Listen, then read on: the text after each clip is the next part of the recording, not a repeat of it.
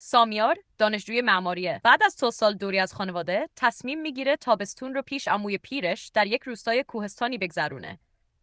خونه عمو از نسل‌های قدیم باقی مونده. قدیمی ولی سالم و بزرگ. وقتی وارد خونه میشه متوجه میشه خیلی از اتاقها قفلن. عمو همیشه گوشه‌ای نشسته با صورتی خسته و نگران. شب اول سامیار متوجه صداهایی از طبقه پایین میشه. شبیه راه رفتن یا شاید کوبیدن آرام به در. میره طبقه پایین و اونجا برای اولین بار درفزی زنگ زده ای رو میبینه. بالای اون نوشته شده شماره آ تحت هیچ شرایطی باز نکن. روز بعد سامیار از عمو درباره در میپرسه. عمو عصبی میشه، بهش میگه اون زیر هیچ چیزی نیست جز یه انبار قدیمی. ولی سامیار میبینه که عمو هر شب چراغ اون طبقه رو روشن میذاره. حتی بعضی وقتا شبانه پنهونی پایین میره. یک شب که عمو خوابیده، سامیار دوربین موبایلش رو میذاره جلوی درفلزی تا ببینه چه خبره.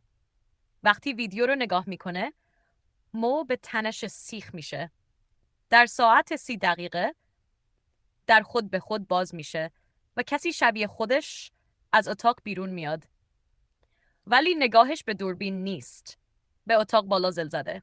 سامیار شروع میکنه به کندوکاو. یادداشت‌های قدیمی توی خونه عمو رو پیدا میکنه. یادداشت‌هایی که به خط پدر خودش نوشته شدن. پدری که از سال پیش ناپدید شده. در یادداشت‌ها نوشته شده در شماره A دروازه است. اونا کپی نمیسازن، بلکه عوض میکنن. کسی که بیرون میاد تو نیست، ولی خودش فکر میکنه توه. اگه یکی بیاد بالا، یکی باید جای اون پایین بمونه برای همیشه. سامیار وحشت میکنه. همه چی به هم وصل میشه. عمو، پدرش، در، صداها. سامیار تصمیم میگیره در رو باز کنه و واقعیت رو ببینه. یه شب با چراغ قوه و تناب و دوربین وارد میشه. داخل یه راهرو سنگی و پیچ خورده هست. دیوارها خیسن، صدای زمزمه میاد.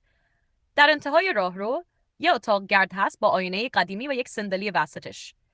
روی صندلی یه دفترچه ست. همون دفترچه‌ای که توی ویدیویی دیده شده. تو آینه که نگاه میکنه خودش نیست. یکی مثل خودشه ولی چشماش سیاهه. لبهاش میخندن ولی بدنش تکون نمیخوره. ناگهان در پشت سرش بسته میشه. نور چراغ قوه میره. تاریکی و صدای پا از پشت سر. ما بخش بعدی روایت از زبان کسی دیگه ست. تصویر از دوربین موبایل که حالا توی اتاق سامیار هست نشون میده که اون برگشته به خونه. همه چیز عادیه. با آموش صبحانه میخوره، لبخند میزنه. ولی وقتی به آینه نگاه میکنه، تصویرش یه لحظه حرکت نمیکنه. و در آخرین صحنه شب بعد دوربین نشون میده که همون در فضی شماره اس دوباره بازه و از داخل یه نفر دیگه داره بیرون میاد.